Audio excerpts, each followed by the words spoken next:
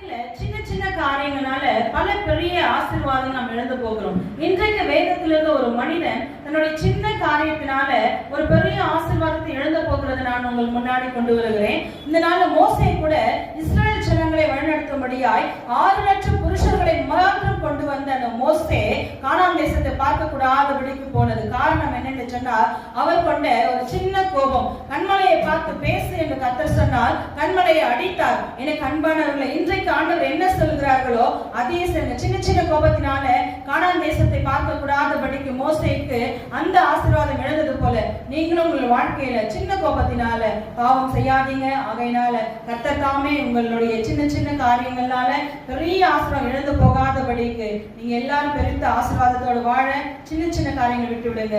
ஆண்டவர் தாமே இந்த நாளில் உங்களை ஆசீர்வதிப்பாராக.